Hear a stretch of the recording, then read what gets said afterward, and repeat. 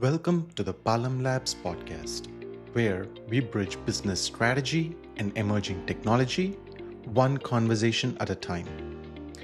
I am Tipu Swaran, founder of Paalam Labs and your host for today's conversation. Over the past 20 years, I've had the privilege of working with some of the world's leading Fortune 500 companies, driving digital strategies and large-scale transformations that sit at the intersection of business and technology. I'm passionate about one thing about everything else, turning abstract ideas into actionable frameworks.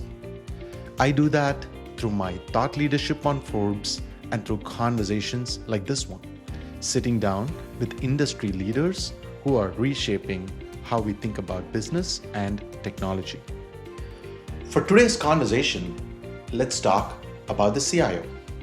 The CIO title was born in 1981. A Bank of Boston executive named William Sinnott and an MIT professor named William Gruber coined that title. Not to describe a technology manager, but to make a bold argument that technology was strategic, and the person leading it deserved an equal seat to the CEO and the CFO. 40 years later, that argument is still being made. In boardrooms, in budget meetings, in conversations about what the technology function is actually worth to the business. The seat exists, the title is everywhere, but the strategic influence that was originally envisioned, that's still a work in progress. And in most organizations, it's a harder climb than anyone wants to admit.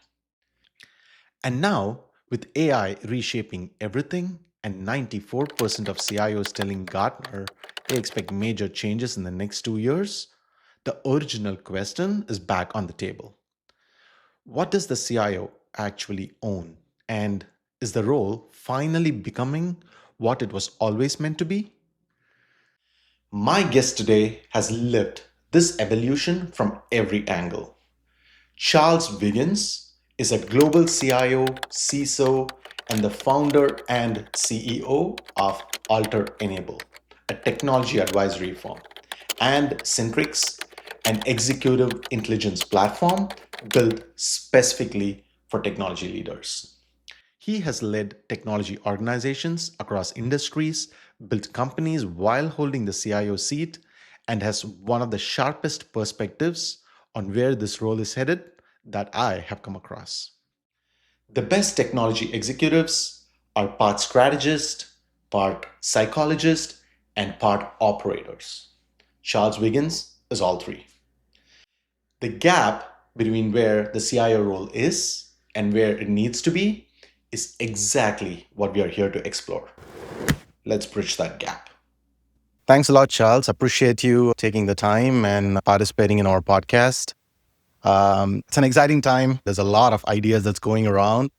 And what we wanted to tackle today is specifically how you see the CIO role evolving over a period of time. So you've been a CIO across multiple companies.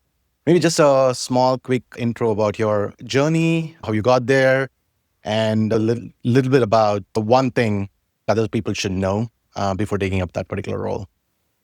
Yeah, thanks, Sipu. It is definitely a pleasure. I'm excited to be able to really kind of dive into this and, share some of the lessons learned, war wounds, and guidance to everybody listening to this podcast. So my role, having held global CIO roles and fractional CIO and CISO spots, as well as being a founder and CEO of a technology firm, was definitely not linear. It was a lot of not turning down, situations or things that came my way, and really just navigating and being a student, if you will, a daily student of the business, really trying to figure out and understand what's what, how to have technology be the driver and the impactor for business as it can and should be, especially in this day and age.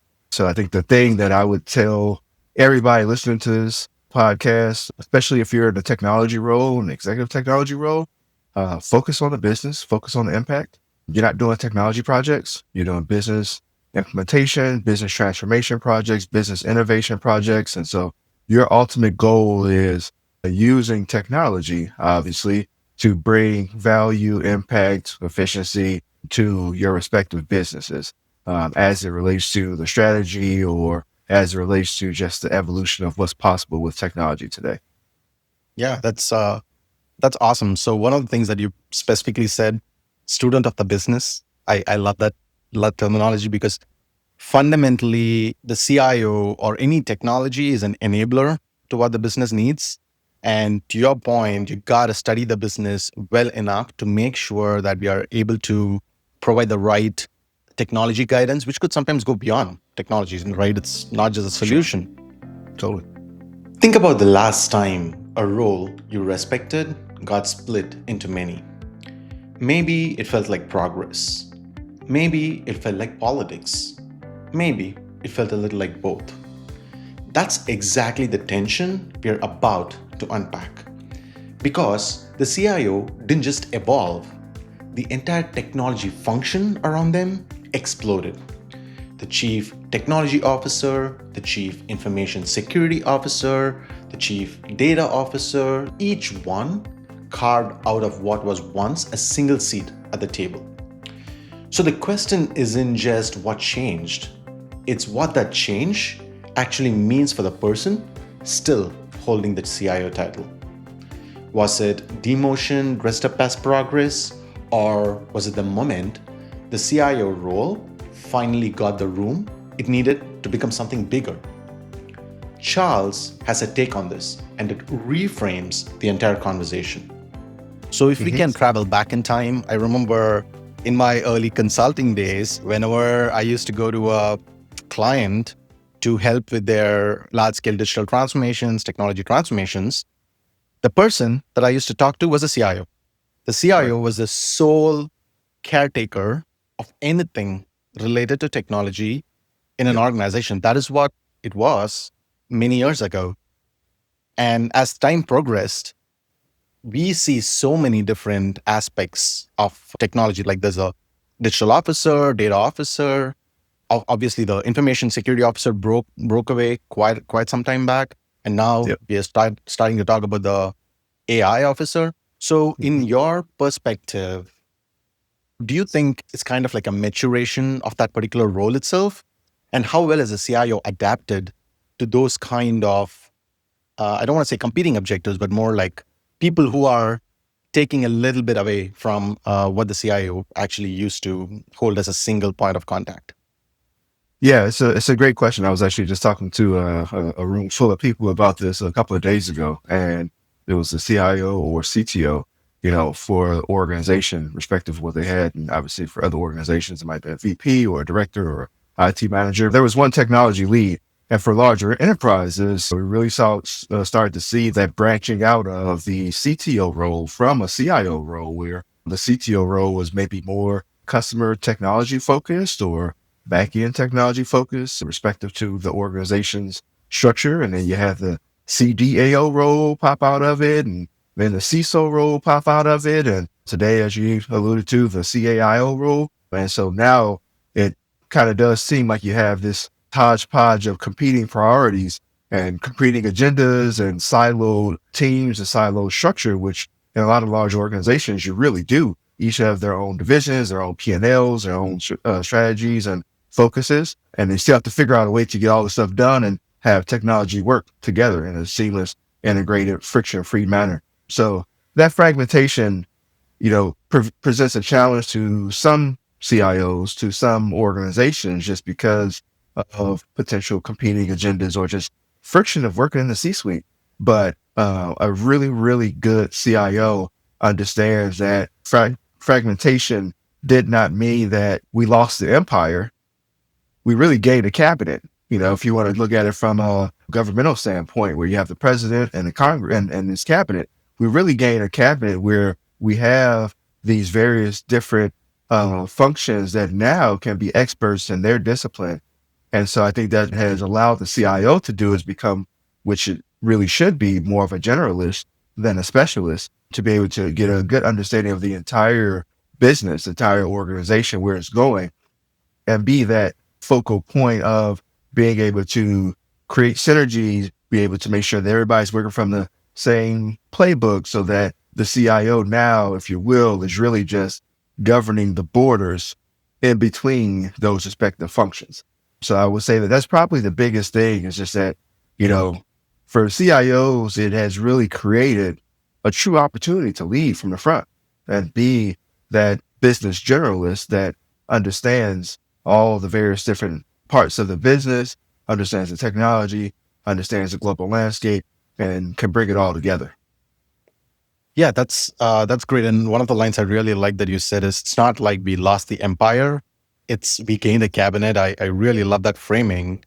To me, it sounds like the CIO kind of has become a technology entrepreneur in a way within the company, which is fantastic, right? So at the end of the day, still we need to define some boundaries around what the CIO needs to do, right? With all these different roles that came up, we were talking about having competing priorities and things like that. In your view, what is the core fundamental of the CIO because of this evolution? Like the data went to the data officer, the CTO started looking more from a customer point of view, and obviously the information security officer looks at cybersecurity and things like that. From what is left with the CIO from the previous time started slowly being taken away by the other executive technology leaders? Yeah, that's a great question that I think a lot of organizations can struggle with. Just what does it mean? And I'll reframe it a bit, not from a what's left for the CIO, but what has it pushed the CIO to do or to become? And I think it really pushed the CIO to be that unique individual, that unique role that sits on top of it all. Because the CIO, the lead technology role for an organization, in a lot of aspects, should be the role that knows the business better than just about anybody, better than anybody outside of, say, the CEO. But the CEO, a lot of times, still does not have the in-depth or the granular understanding from a technology perspective.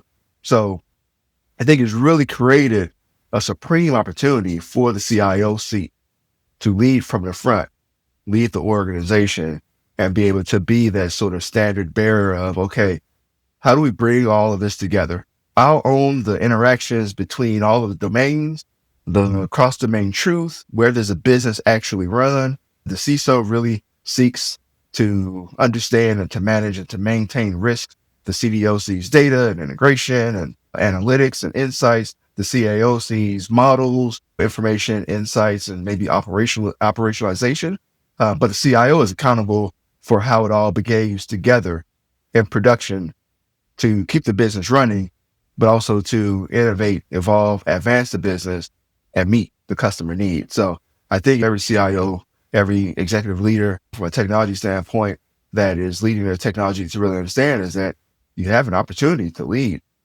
So it's really like lean in, be that synergistic person, be that highly collaborative force, be that influential executive that can have relationships across the aisles, that can make sure that you're in tune with what the business is going, what the needs are, what's happening on board conversations, executive team meetings, so that you can help the rest of the technology function, all the different domains, be present and be able to plan and prepare and understand what's here and now, but also what's for the future.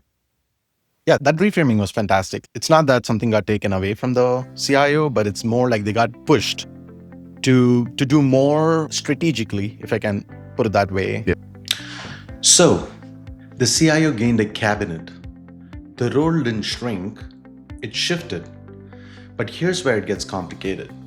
Because shifting from caretaker to strategist sounds clean on paper.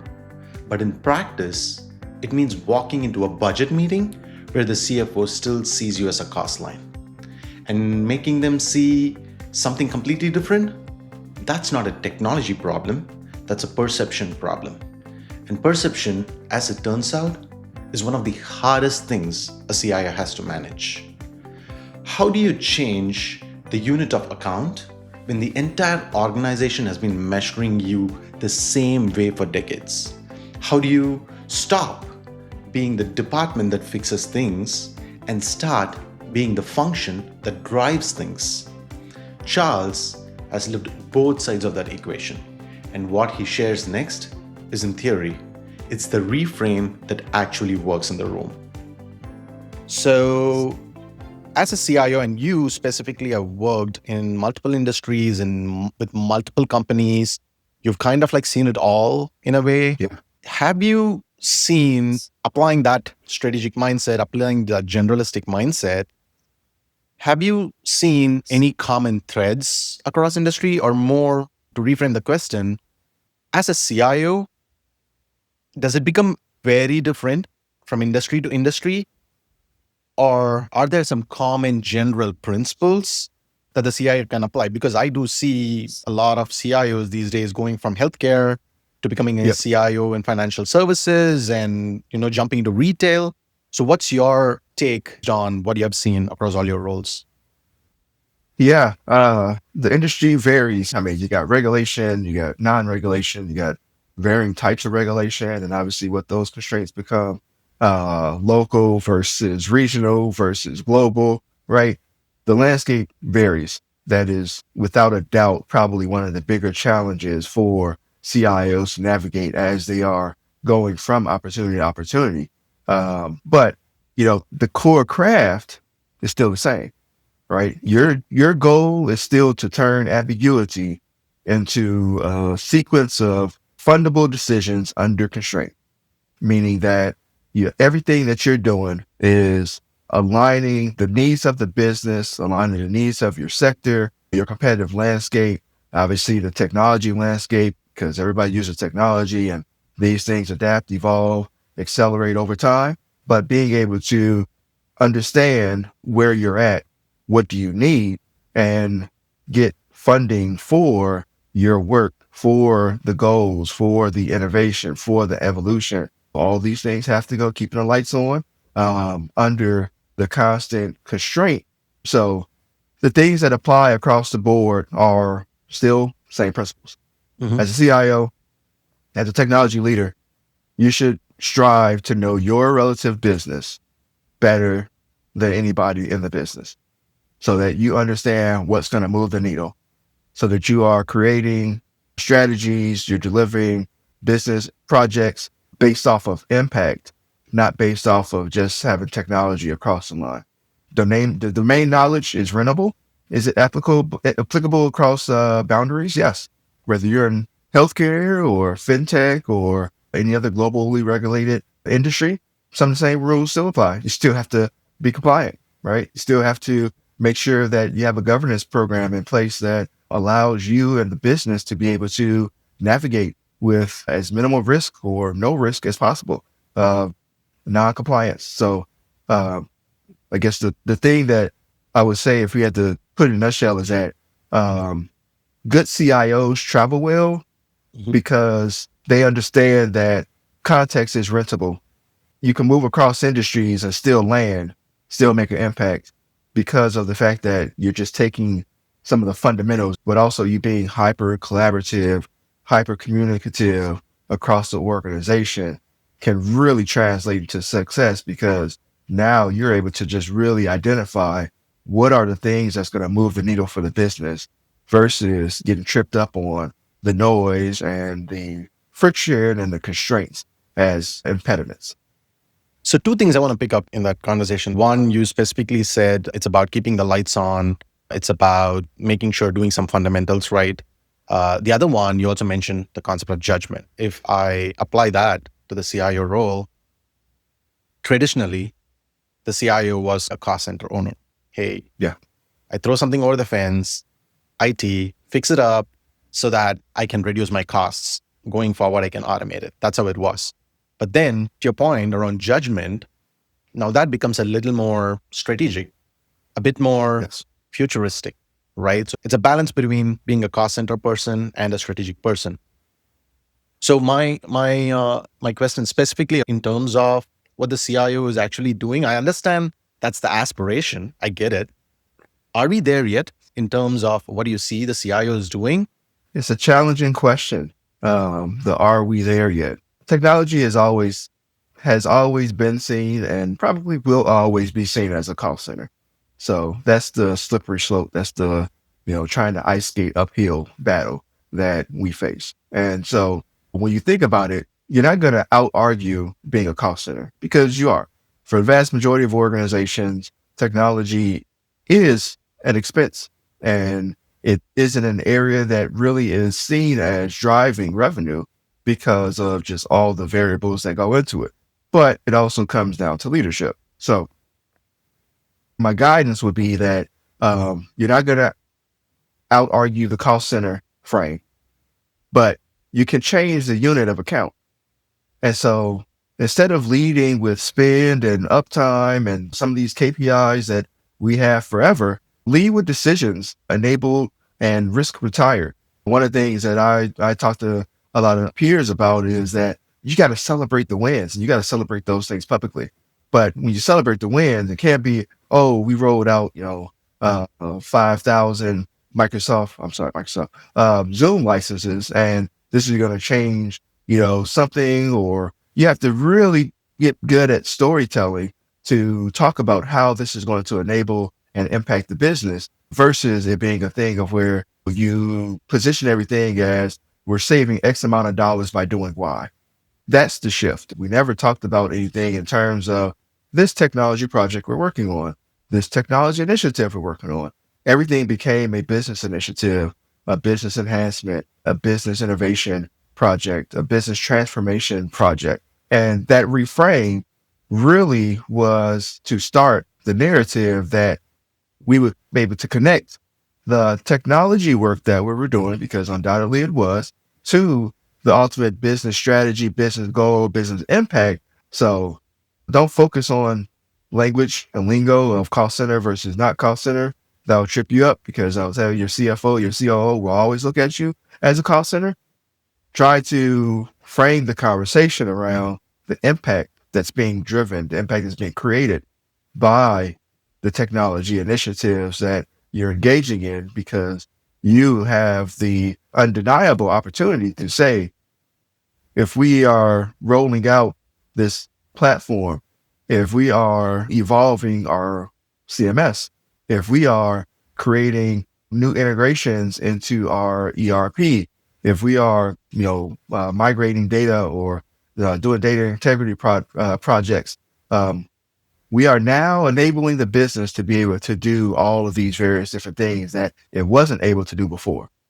So that's the reframe. That's how you're able to really start to build this narrative around the business impact being driven versus the cost that technology is running up. Changing how the C-suite sees you is one thing. Changing how your own team experiences you, that's a different challenge entirely. You can win every boardroom conversation, nail the storytelling, reframe the budget narrative, and still lose the plot the moment you walk back into your own organization.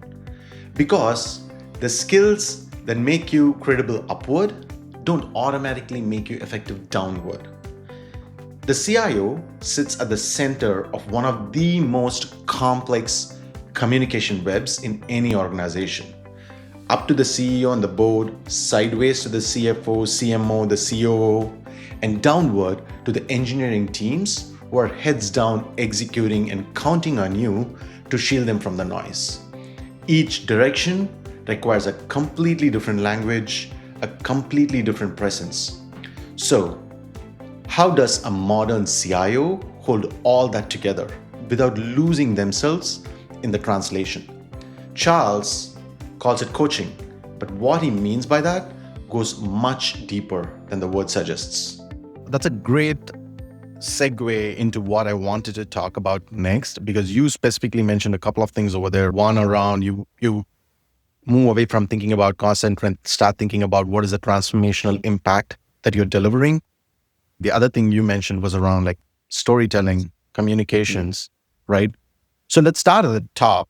So when you are, as a CIO, trying to take all these business initiatives to be able to drive transformational impact from them, being all encompassing of different domains, you have to sit at the table with multiple people. You need to go talk to the board to convince why you're doing a specific technology initiative.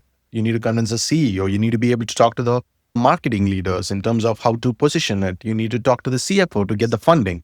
So you are basically at the center of so many competing strategic priorities.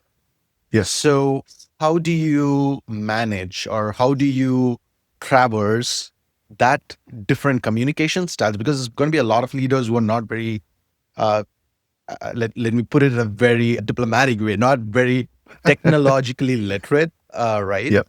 So how do you how do you work with all these people, talking to the board and the CEO who you might be reporting to, and your peer executive team, whether it's the CMO or the CFO or even your technology counterpart, CTO, CAIO? Yeah, it's almost like we need a new term as a CIO, as the navigator, the Sherpa, because really there is not a shared common language other than business. When we think about it from that standpoint, yes, the CIO should be in a ton of conversations. It should be in all the board conversations and stakeholder conversations. It should be in all the C-suite conversations. It should be in the general business conversations with various different business departments. The CIO should be that engaged. That's the only way you can get a true understanding and fundamental knowledge of the business, how it operates, what's going to move the needle.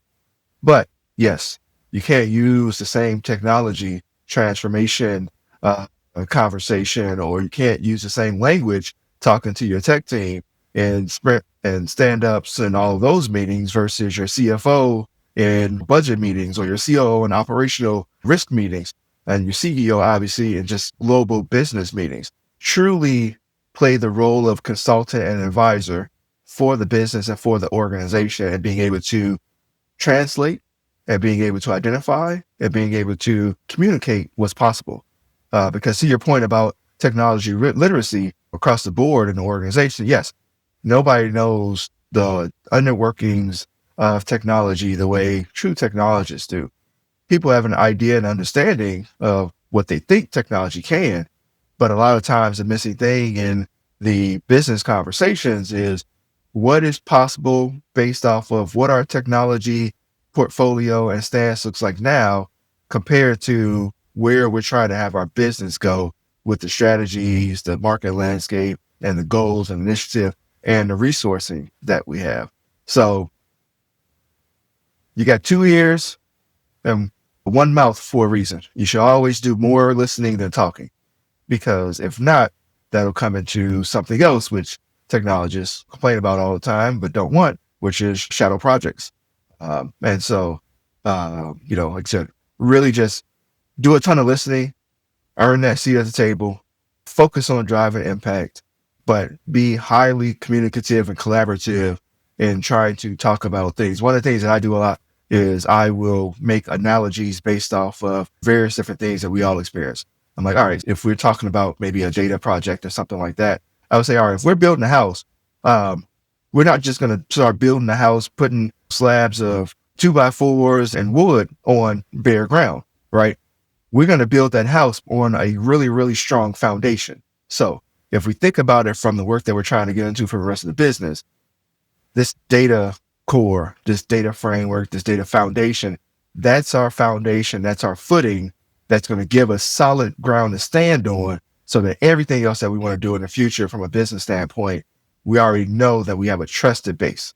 So really try and make it relatable, really try and make it understandable. And it's not about dumbing it down or anything like that. It's just trying to make it dynamic where, the conversation that you're engaging in, people can really feel those based off of stuff that's in their area or things that are super relatable. So, provocative question for you.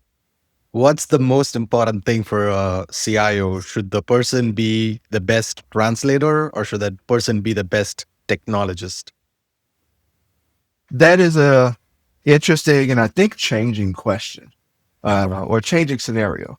Traditionally, most of your CIOs were formerly software developers, so really technically savvy, people who knew technology from that lens. I think today we're seeing a lot more CIOs coming into the role from different areas. To be a impactful CIO, I would say across the landscape, regardless of regulation, regardless of industry, regardless of business, small, medium, large, you have to have a healthy level of technology understanding. I would say more so in the light of systems design systems thinking, right? So being able to understand and connect the dots of if we make a change to this platform, there's probably going to be implicating aspects to all these other areas. But your strongest technologists, especially technology leadership technologists, are very good translators and very good communicators. They're the ones that have just nailed their personal way to communicate and to understand how they need to communicate, which is more important, to their business partners, their stakeholders, their boards, customers, whoever it might be, so that they can get their agenda funded.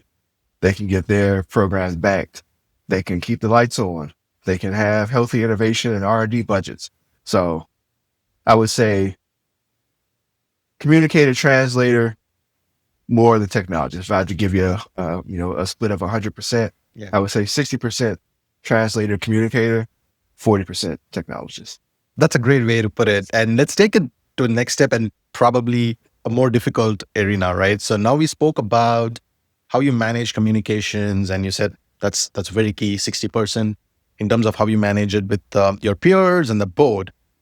Let's go into the more difficult space about managing your team, because now with the peers, with the board, a lot of ambitions, aspirations come across really well. They really love it. They enjoy that innovative part of it. When you go to your team, that's where rubber meets the road. As CIOs, it's very, very important to both be able to communicate the vision and also keep them motivated, inspired to be able to execute on that particular vision. Back in the day, the management style was a little more direct. The leadership decides what they need to do, tells their team, the team goes and executes it. That's how it's been for a long time, but things have been changing into a more collaborative, agile, a more flattened organization structure. So in this changing dynamic, how do you see yourself? Where do you put yourself in this dual personality leadership, if I can call it? And how do you navigate the breathtaking speed of change in terms of technology to be able to manage your teams? There was a lot of hard lessons learned, I would say. Interesting thing about leadership, before I get to the coach part, is that there's not really anything that can prepare you for it. There's no college course. There's no true certification program or anything that you can take that 100% prepares you for everything that comes with being a leader. The emotional, the physical, the psychological, the mental toll that it can take on you, but the growth that it can create in you in those areas is just phenomenal. It's something where every single day there's something new. And a lot of people, mid-manager or upper managerial roles, they're just like, oh, I'm ready to be a CIO, CTO, CFO, COO, CMO, whatever the role might be. And it's not until you get in that role and you've been in that role that you get especially your first role, that you finally get to have that idea of like, if you were ready or if you weren't ready, and then what do you need to work on? And so I was under a lot of dictatorial type of managers where it's just like, all right, this is what we're doing this week. We're not doing anything else. Go forth and prosper. And that's good for some teams, for some instances, but I really position myself as a coach. It's my job to make my team as successful as possible. Being a chief advocate, getting as much information as I can from all the meetings and all the conversations I'm involved with, distilling those things down and bring them back to the team so that they understand where things are at. What are our focal points? Why are our focal points? Why did this shift? Why did this change? What's coming over the horizon? So that we're always prepared, and there's not a thing of where they're just kind of flying blind and trusting that what I say is word, but then, we go into a meeting or they're in a meeting by themselves and they're hearing something totally different from what I'm saying. So it really wasn't ideological for me. It was forced by leverage. And one of the things that I tell to a few of the people that I mentor is that you can direct a team that does what you say. You have to coach a team that knows the things you don't. Because as a coach, as a leader, you can't be in every single conversation. You should not be in every single conversation. So you should be able to delegate. You should be able to understand that there are people on your team that do know more than you. You should be able to accept that fact. And you should be able to treat them as experts in those areas and be able to defer to them, be able to get an understanding, be able to have them weigh in on the things that they know better than you. So they're connected to the day-to-day work. I have to be willing to take the good, the bad, and the ugly to shield, protect them, keep them focused, keep them in an atmosphere where it's conducive to their growth, to them being able to work in an environment where nobody is punished for failing, fail fast, fail forward, so that we can experiment, so that we can innovate, so that we can move, so that we can really push the boundaries as possible from a technology standpoint versus everybody being in fear of what's next. There's this quote that I think it was Steve Jobs or someone who said, I don't go and hire smart people to tell them what to do. I hire smart people so that they can tell me what to do. Yeah, one of the things that I've literally said to people for certain roles that I've hired for is that I'm not looking for somebody that is a yes person. I'm not looking for somebody that is just comfortable in sitting around and waiting for the work to come from them. I'm looking for somebody that is gunning for my job, because if I know that I have a person or people on my team that they're trying to operate with that level of execution, that level of strategic focus, that level of understanding and communication, and all the things that it can take to have a leadership spot, I know that we can do a ton of things. So I totally agree with that quote. And coaches are the ones that can really help keep people's heads up, keep the work moving forward, keep the mission driving. So we've traveled through the past and the present of the CIO, the fragmentation and the strategic pivot, the leadership evolution. Now let's talk about what's coming. Every organization today claims to be a technology company. Every executive claims to be AI first. And somewhere in the middle of all that noise, a brand new title is emerging: the Chief AI Officer. Another seat at the table, another piece of what the CIO once owned. Sound familiar? We've been here before with the CTO, with the CISO, with the CDAO. Each time, the same question surfaced. Does this new role elevate the CIO, or does it quietly erode what's left? And just when you think you have the answer, Charles throws quantum computing into the conversation. What does a CIO actually own in the AI era? And who owns the 2 a.m. phone call when everything breaks? That's where we are going next. We spoke about what the past of the CIO looked like, and we spoke a lot around the present in terms of team management and what the CIO's role encompasses, kind of like a 360-degree relationship. So now let's look a little bit into the future, right? It's kind of like a thread between the present and the future, or probably past and the future. So I very well remember when I was working with EY and I was in one of the financial services client, and they specifically told me, hey, we are not a financial services company. We are a technology company that does financial services. So that was one of the first times I heard it. This was many years ago. Fast forward now, pretty much that has become like a cliche in a way. Everybody says we are not a retail company. We are a technology company that does retail. We are not a manufacturing company. We are a technology company that does manufacturing. So two part to that particular situation, right? What's your view on it in terms of how companies look at it? And the second thing is, how has that view impacted the role of the CIO and how the CIO positions themselves in the organization?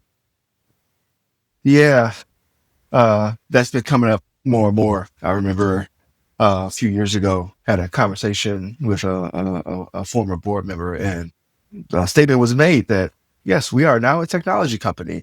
And she questioned that statement of like, wait, what do you mean you're a technology company? I need some more clarity. I need some more clarification on that. And it was kind of semantics, where it's an analogy of we're trying to operate more in the disposition of a technology company, from the pace of acceleration, the pace of advancement. I didn't make this statement also, by the way, so that we can be more innovative and we can move faster and we can stay aggressive in a competitive market and landscape. But when you make the statement of we're a technology company, then it's kind of counterintuitive, but for a CIO, it can actually dilute the CIO role, because if a company says we're a technology company, then that means that everybody's job at that company is about technology. And then the strategy really falls on nobody. So the thing that I try and caution a lot of CIOs in this day and age, every company is a technology company. On paper, yes. On paper, every company today, for the most part, cannot survive without technology. But that does not mean that you're a technology company, because that also brings into all these other sort of strategic conversations of build versus buy, and what is your actual business strategy and your market landscape and all those things. But the CIO's moat is being able to own technology as a function at the organization. And so there's a real true differentiator between being a technology company and being a company that needs technology. So that's kind of my hot take on that. Yeah. If you look at today, everyone's an AI company, Right. They probably are using some prompts on ChatGPT, and they're an AI company.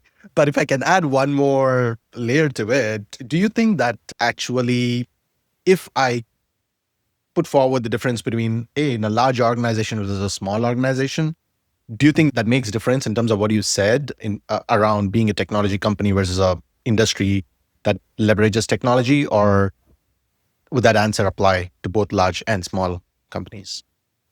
I think it still applies. The difference between large and small is mostly how scrappy you have to be. Smaller organizations, you have to get way more done with less. So from a CIO standpoint, from a technology lead standpoint, whatever your title is, you've got your hand in way more pots. You're probably hands-on, you're building, you're administering, you're maintaining, you're launching. You're in a lot more conversations than a global CIO for an organization where they've got tons of buffer underneath them because they have all these people doing the work. And for them, it's about the strategy, the reporting, the analysis, the assessment of the business, the stakeholder management, the conversations, the collaboration, the communication. So I think the big difference between a big enterprise and a nimble startup, if you will, or any organization that's, say, 500 people or less, is that the lead technologist on their plate, there's just a ton more that they have to do from a hands-on standpoint, which is a deterrent or attractive to some technologists. So for smaller businesses, you typically see that there's a ton of courage, a ton of gusto, and people are just willing to do stuff and experiment. But the thing that you're beholden to is very finite resources. So if you sat in both seats, I think that kind of helps too, because then you're able to spend the rest of your career borrowing from each, really figuring out where to apply the gas if you've got infinite resources, but also whether to pull back if you've got maybe questioning on approach or strategy or whatever it might be. Yeah. We were talking about CIO being the sole caretaker, and then all these different roles came up, and the CIO slowly started sharing the table. And in your terms, people started pushing the CIO in a different direction, a more strategic direction. And we definitely need to talk about AI, right? That's like a obligatory conversation that every technology conversation should have. So let's marry those two things together. The CIO sharing the table in the future, there's this new upcoming role. People are still figuring out how that role exactly is going to operate. How does that new chief AI officer role gonna start impacting the CIO? Do you see that as a healthy competition? Do you see that as kind of a collaboration where each person can push each other? So what's your take in terms of the future that's going to look like between the CIO and the CAIO? hot take. I'm trying to figure out how to say this without getting in trouble or making anybody upset. So AI obviously is the new current exotic thing, right? It's hyper accessible. It's turning the world upside down. Size, scale, scope, landscape, accessibility. So of course it should, it has this moment in the sun. It should be receiving this level of attention because it truly is transformative. I think there's should be absolutely zero doubt about that. You are able to just do things at scale much faster, good and bad, than you ever have been able to across the enterprise, right? So me saying that the AI is exotic right now and everything I say after this is just kind of representative of that. I think the CAIO title is a transitional one.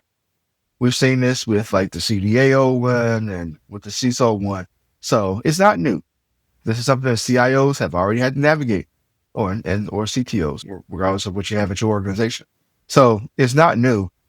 There's a different focus. The framing, the questioning, the positioning that I put it at is that when the title isn't as exotic, because right around the corner, relatively speaking, there's this thing called quantum, right? So are we going to have a chief quantum officer role that's going to pop up? And then what happens to the CAIO role, relatively speaking?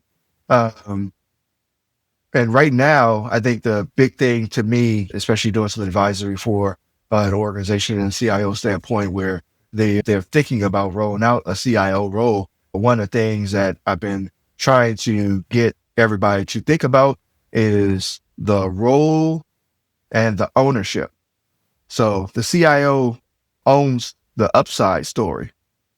They own the ability to create, to invent, projects, frameworks, governance, guidance that are of AI operational based for an organization of what it's used, how it happens, what's the landscape, what does green field look like? How do we build? How do we take the business into the future using this technology? But for the most part, the CIO still owns that 2 a.m. phone call if it breaks, if something's not working. So the person who owns the phone call should own a decision. So to me, that's going to be the interesting thing over the next, I would say, 3 to 5 years as we see the CAIO role maybe expand a little bit more around organizations, or if it's maybe already starting to hit its hype cycle and is not going to grow that much further. Because the other part about it too is that for a lot of organizations that don't want to create a CAIO role, they're having the CDAO do that.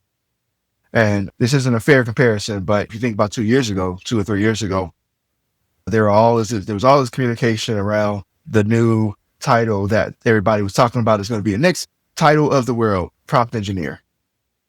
And that lasted maybe 6 to 9 months. It started to die down. And now you don't hear anything about prompt engineering roles being roles that organizations are hiring for. So we'll see where the CAIO role goes. I think the jury's still out. It's still early, but I think the CIO still should own the decision, with the CAIO being a member of the cabinet.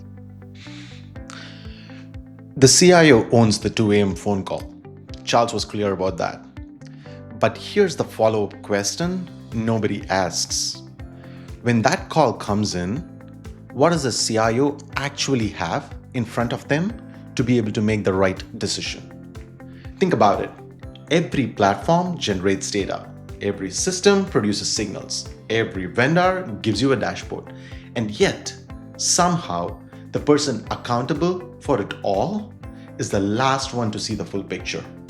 More dashboards, more reports, more noise, but not necessarily more clarity. Charles has a phrase for this. CIOs are data rich and intelligence poor. And once you hear it, you can't unhear it. What he built and why he built it is part of this conversation that I think will resonate most with every technology leader listening. The prompt engineer thing that you said, nowadays I hear the term called forward deployment Yeah, engineer. forward deployed engineer. Yep, totally. So a key thing that you brought up in that response was the CAIO could be like a transitional role. Quantum's coming. There could be a chief quantum officer. There could be a chief blockchain officer. We don't know, but still, fundamentally, the CIO owns the 2 a.m. phone call. That's the person who's going to get the call at 2 a.m. Now, that gets to the point when the CIO gets that call, it becomes so critical for them to be able to make decisions. At 2 a.m., high intensity call, make or break decisions. So one of the things that the CIO is going to need is to have the information and the insights to be able to make decisions. So that ties to what you have been doing. You have founded the company AlterEnable, which you have been doing it for quite some time. And within AlterEnable, you have developed a platform, an executive intelligence platform called Syntrix. So I'm just curious what the story of that journey is, specifically in terms of what gaps you saw in the industry, what gaps you saw that could enable the CIO to make better, to be able to be prepared for the 2 a.m. phone call. It was a journey of a lot of pain and frustration and sleepless nights and, just kind of banging the head at the wall, wondering, hoping if there was a better way. Because obviously, we know what we know, we know what we don't know, we don't know what we don't know. And thinking about it from that standpoint, this was just, thinking back on all the war wounds and everything, AlterEnable really came about in April of 2020, launched the firm, and we really helped a lot of organizations on the Microsoft 365, Office 365 at the time, and Salesforce front with implementations and with evolving their solutions at the time. Think about, we rewind and go back then, COVID was, shaking up the world. Everybody was going remote. And a lot of organizations just really couldn't because they hadn't built any of the infrastructure to be able to allow them to work remotely. So that was the genesis of AlterEnable, was that. And then I started doing advisory work out of it. So all the CIO and CISO work that I've been doing over the past 4 years have come out of AlterEnable relationships and conversations. And then in the spring of 2025, I really started thinking about just all the lessons learned, all of the proof of concepts and all the AI transformation work that AlterEnable was doing with customers, and landed on Syntrix. So, Syntrix is the gap, if you will.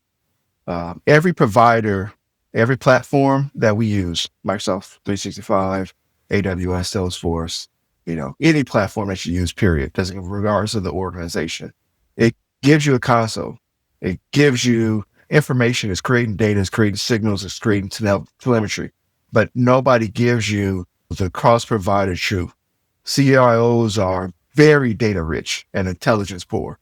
Think about that. You have so much information that's being served up to you on a day-to-day basis, dashboards, reports, conversations, email threads, Slack, Zoom, team messages, but the actual intelligence of what does it all mean? What do I do with it? How do I act on it? They have to really figure that out for themselves and create that assessment, create that understanding, create that shared language, communicate that back to their team. So they can answer a lot of times, what is Microsoft 365 doing? How many licenses maybe do we have? What have we done lately? But not what has changed in the platform in the past 3 months, or even to a higher degree, what's changed across my whole estate this week that I should care about. The dashboard's multiplied. To understand it didn't. But thinking about Syntrix and thinking about what it has solved for organizations that are using it, what I hear directly from CIOs and CTOs that are utilizing the platform, that it can tell them what each of their platforms are doing, and it can tell them in real time where they need to be concerned with. So to your original question about the 2 a.m. phone call, Syntrix has been able to alleviate the 2 a.m. phone call for a lot of organizations because in real time, in a single pane of glass, they're able to see across their portfolio what's burning, what is on the financial aspect, licensing, utilization, waste, spend, consumption, on the risk standpoint, identity issues, MFAs, sign in, gaps that are there on the operational side, you think about help tickets, or you think about development, GitHub, and things of that nature, Centrix can tell you that. And so it creates this dynamic where you're less likely to have that 2 a.m. phone call. So that was the genesis of the thesis of Centrix. And the platform itself has been proven itself every single day since its launch in January of this year, 2026, as being a centerpiece for technology leaders to be able to truly understand, drive, evolve their technology operations, and now to a degree starting to getting a more proactive state than a reactive state as we've been for decades at this point. I love the quote that you said, we're all data rich, but intelligence poor. I love it, because one of my fundamental, I don't want to say philosophy, but what I try to have conversations is data is not information. No. Data, No. information is different, and that's different from insights as well. So we have a lot of data because of Internet of Things, and everything's connected, everything's becoming smart.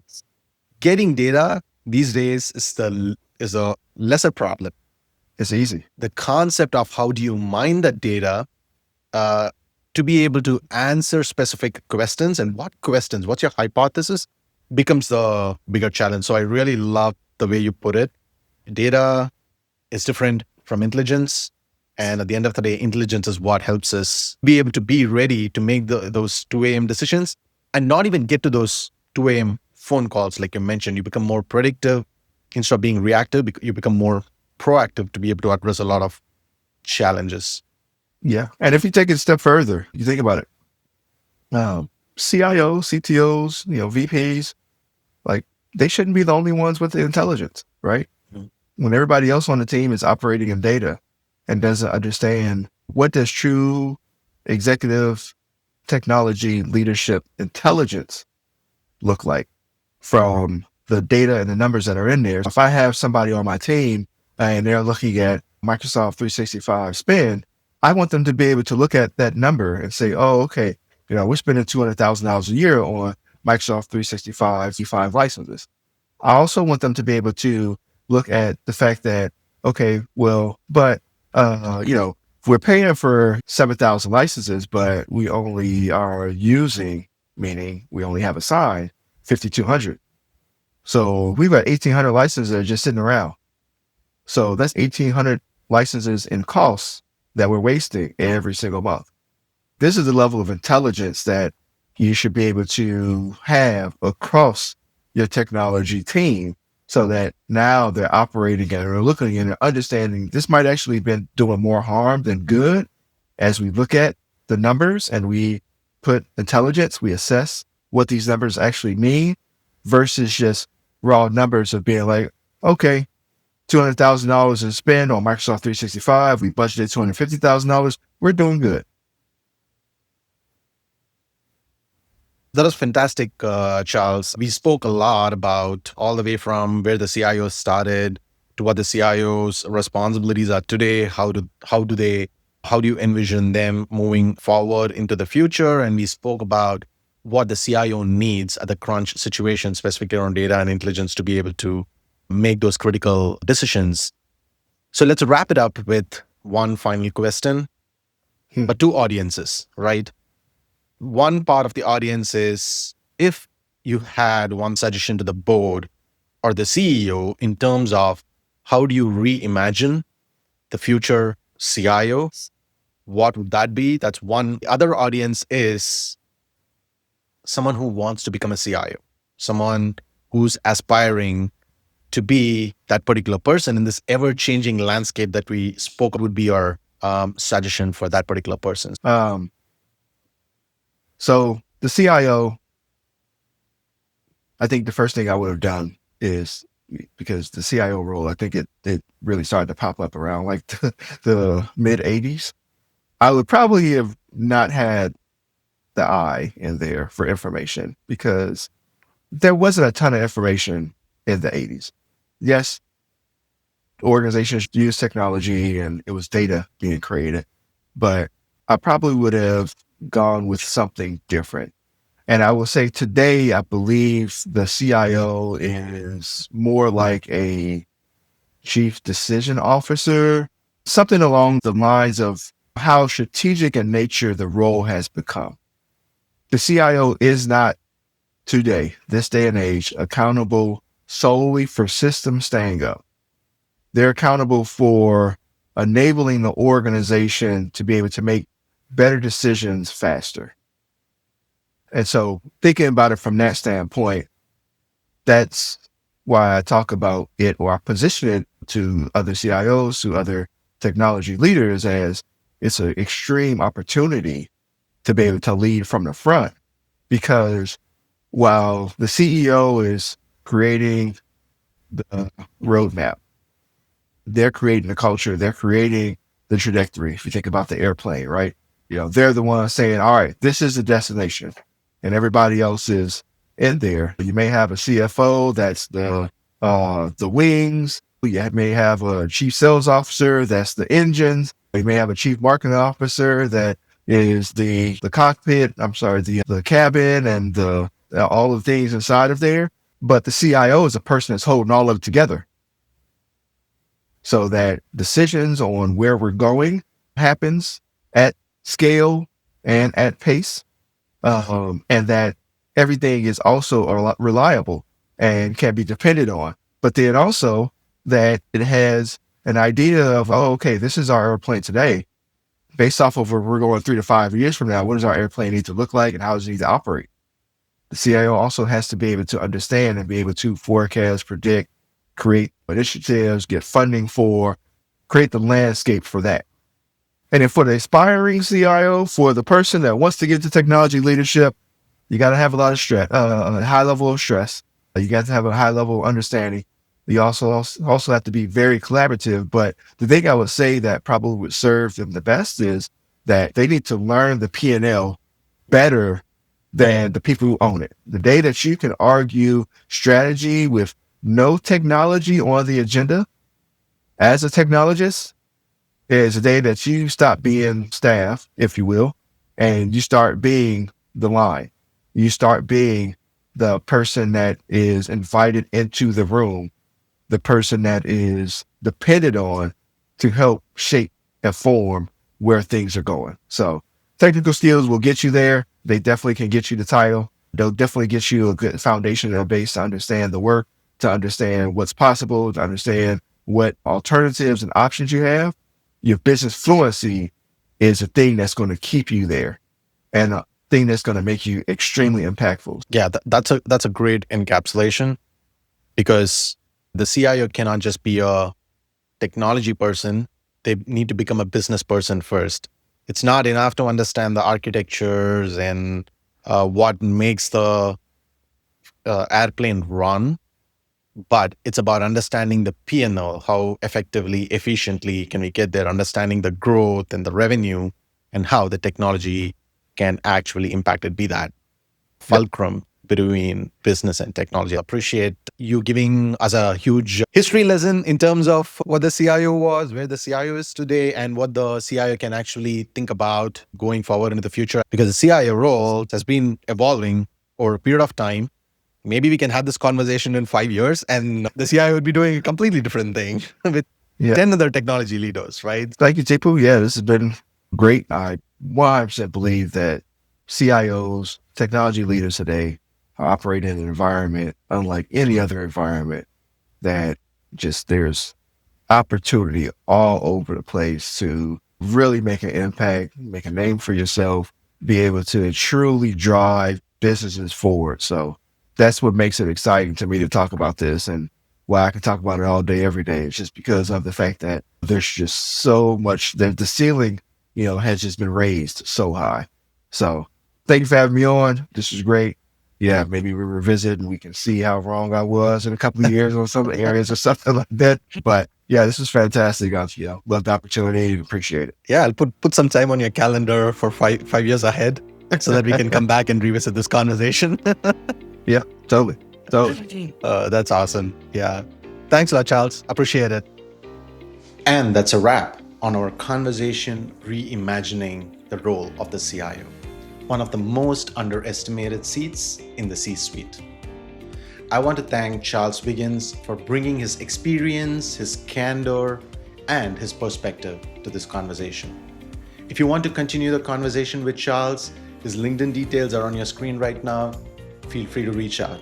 And if this episode resonated with you, follow Paalam Labs on LinkedIn, YouTube, Spotify, and Apple Podcasts. There are a lot more conversations like this one on the way, from business transformation to emerging technology and what it takes to lead in the age of AI. Subscribe, share this episode with a leader in your network, and we'll see you in the next one. Cheers.